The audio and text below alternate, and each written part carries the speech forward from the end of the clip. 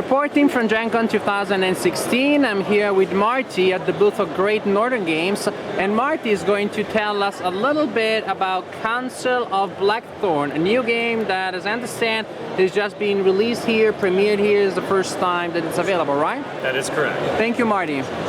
So this is Council of Blackthorn. So basically the king is aging. He's sitting on the throne. He's not paying attention to his kingdom like he should be.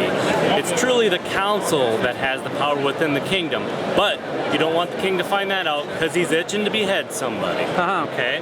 So basically the game starts out, you want to get the influence of the 4 factions within the kingdom to become the most influential person on the council. Okay? So, to start out, you take 4 dice, everybody rolls the dice to see who goes first. The person that goes first is the right hand of the king. Okay? So the right hand of the king rolls the dice 1 more time, and then he places those dice according to the faction colors that matches. Everybody's dealt 5 cards to play with, and they're also given 3 treason cards that are kept face down in front of them. Okay? Now, you can look at the treason cards, but nobody else can. So, once it's set up and ready to go, and everybody's picked their character cards. Each character card is unique and it has their own ability. So everybody can get their favorite cards. Okay? What kind of characters do you have? What kind of cards do we have? The characters. Characters, oh. We have the Queen. We have the Minister of Coin. We have the Lord of War. We also have the 7th Vigil, and Lord of the Tower, and the Master of Shadows. Okay? I like the Master of Shadows. These are the already. 6 characters that come with the game. Okay? So, once everybody gets their cards, the right hand of the king starts the play. Let's say he wants to play the princess. Okay? Basically how it works, you see how the card symbol matches the noble family, the noble faction, and the color is coordinated. What it does is when you play this card, it allows you to go up 2 influence points of the noble family. Okay? Also, there's text at the bottom of the card. The only way to be able to play the text of the card is if you have the right influence of the faction that it's in. So for the princess, it says you need 4 or higher in the guild to be able to play the effect. As you can see here, you only have a 2, therefore you cannot play the effect of the card. Now, this isn't a bad thing because when you first start the game, you're trying to get influence within the 4 factions to be able to start powering up your cards. Okay? So let's say another round happens. And your next round, you want to play the cavalry. Okay?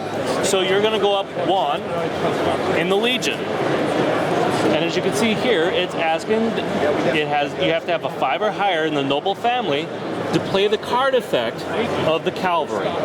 Okay? We do, so we can play the effect. This says you can take 5 points from another player and move that player down 1 point in the noble family. Okay? During the game, people are going to be playing cards, and you'll be able to collect more influence points. Okay? Those points is what you're using to win the game. Okay.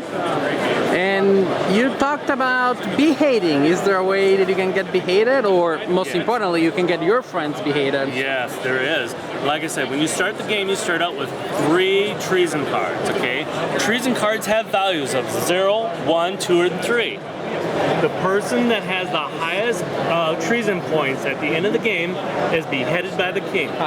It does not matter if you have the highest points that looks like you're going to win. If you don't have a head, you can't win. Yeah, that makes sense. I mean, where are you going to put the crown, right? Right.